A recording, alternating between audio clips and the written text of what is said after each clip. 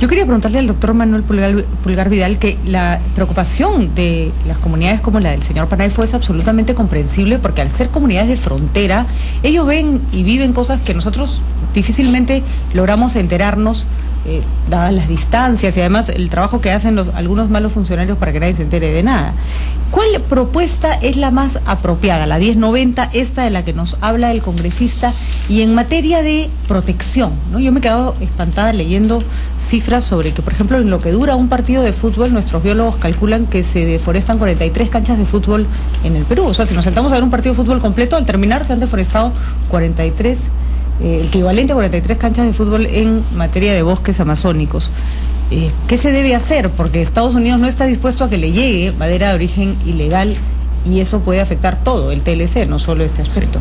Sí. Es una pregunta bastante compleja la que haces, porque siempre resulta complicado ver qué cosa es blanco, qué cosa es negro en estos procesos políticos y legislativos.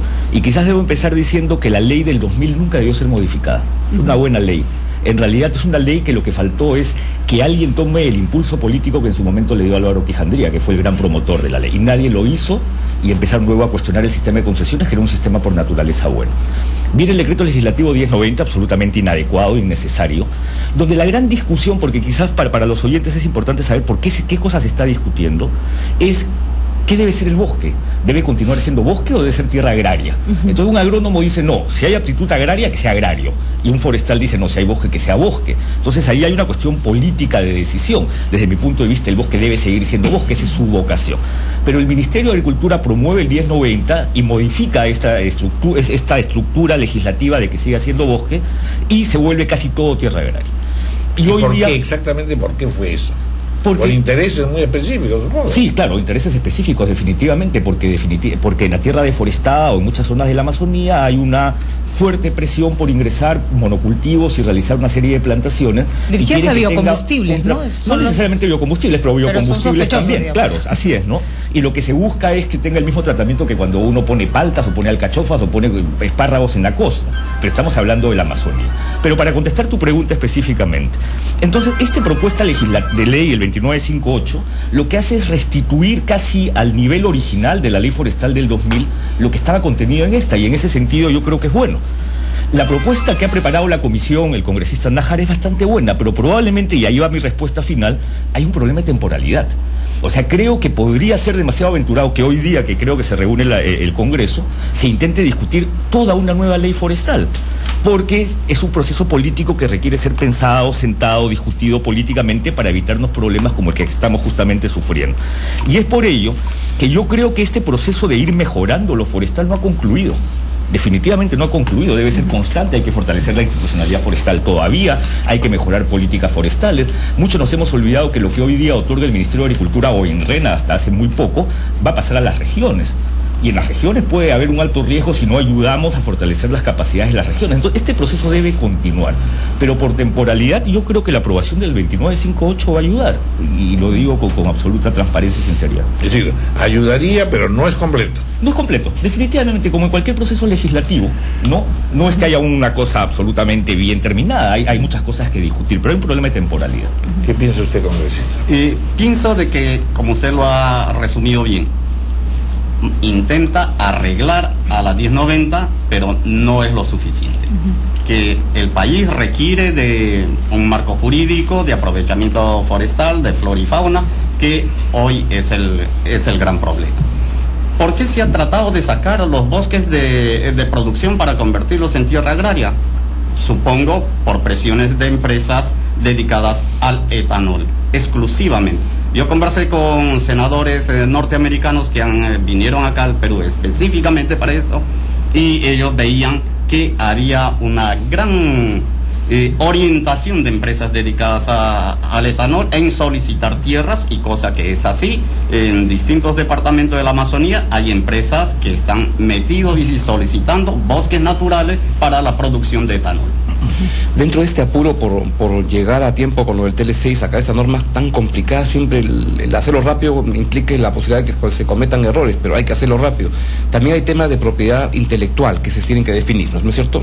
¿Nos puede explicar de qué se trata? Sí, son dos propuestas las del Ejecutivo, la 2958 forestal y la 2959, el proyecto 2959 es sobre propiedad intelectual. Y aquí hay 2 o 3 temas que para mí son centrales y que desde mi punto de vista implican un retroceso a todo lo que se había avanzado respecto al tema de protección de recursos genéticos, conocimientos tradicionales. Y lo voy a explicar en 2 palabras. Cuando uno escucha, y probablemente ustedes han reportado esto más de una vez, patentaron ayahuasca, patentaron la maca o patentaron el yacón, uno de inmediato, la primera pregunta que se hace es cómo alguien va a patentar algo que está en la naturaleza. O sea, no parece haber invento, ¿no?, cuando uno habla de la ayahuasca, el yacón o la maca. Lo que ocurre es que el sistema de patentes de los Estados Unidos es un sistema que permite patentar el aislamiento de un gen. O sea, el componente activo de la ayahuasca que tiene una propiedad, si se aísla, es un invento y se patenta. Cosa que en el Perú nunca se permitió. Las normas andinas lo prohibían, el aislamiento de genes estaba prohibido. Con la modificación ahora sí se permitiría que se patente el aislamiento de un gen. O sea, nos estamos alineando al sistema de patentes de los Estados Unidos, lo que desde mi punto de vista no es adecuado. Porque además es la base para que luego este tema de los transgénicos, porque ¿qué cosa es un transgénico? Es la introducción de un gen aislado en otra variedad. Entonces tengan, incluso, porque ya si logro la patente, en consecuencia no tengo ninguna limitación al uso. Y las otras 2 modificaciones que yo considero son inadecuadas en el 2959 tienen que ver con el hecho que si uno patenta algo que está basado en un conocimiento tradicional de una comunidad, la ley de conocimientos tradicionales del Perú decía necesitas un contrato de licencia, es decir, haberle pedido permiso a quien tiene el conocimiento para lograr la patente. Y eso se estaría modificando también con el 2959 en el sentido que, aun cuando no tenga contrato de licencia, la patente no es nula, ¿no? Entonces yo sí creo que ahí tenemos que ser más defensivos respecto a reconocer que somos un país con muchos recursos genéticos, con abundante conocimiento tradicional. Esto es un poco como el tema de orgánico transgénico, y que ese es nuestro valor agregado como país, ¿no? Entonces esa es la segunda propuesta que viene el Ejecutivo, que se debe discutir el día de hoy. No sé si ha pasado por la comisión, aunque creo que ha sido dispensado de trámite de comisiones, pero que se discutiría hoy día en el Congreso.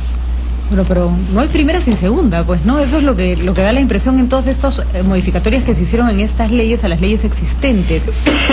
¿De qué nos tenemos que proteger, por decirlo así? ¿Quién está presionando para que las cosas vayan aparentemente en la desprotección de lo que ha sido recurso de las comunidades y patrimonio de la nación para que sea más bien aprovechamiento de particulares? Así es, y es que, Patricia, lo que ha ocurrido, y sí creo que ahí como esquema público, institucional, hemos fallado, es que en este proceso de implementación creo que debimos haber preparado como país mejor nuestras posiciones de negociación. Porque quizás también los oyentes no saben completamente el hecho de que, aun cuando el TLC está firmado y ratificado por ambos congresos, no está vigente, porque este proceso llamado implementación es un proceso de negociación de las 2 partes para establecer lo que yo llamaría una línea base, es decir, de dónde partimos. Si el Perú hubiera sido más sólido en la definición de su posición país de esta línea base, nos hubiéramos evitado todas estas discusiones. En consecuencia, a la hora de negociar, además, los propios funcionarios del Ministerio de Comercio reconocen que cada vez que negociaban con funcionarios de los Estados Unidos, mientras aquí había un equipo de 5 para negociar todos los temas, ellos tenían 5 para cada tema, ¿no? Entonces, es decir, hay una especialidad y una capacidad de recursos que lleva a esta capacidad. Eso está implícito entonces en todas las negociaciones, pero que igual pasará con China, con Japón, con Europa. Definitivamente. En otras palabras, nosotros vamos a unas negociaciones totalmente debilitados. Definitivamente. Eso no tiene ninguna lógica. Yo creo que necesitamos fortalecer nuestra capacidad negociadora en temas tan especializados como estos: propiedad intelectual, recursos genéticos, conocimientos tradicionales, legislación forestal, medio ambiente, derechos laborales. Son temas tan disímiles que no hay una sola persona capaz de conocerlos todos y sentarse a negociar por todos.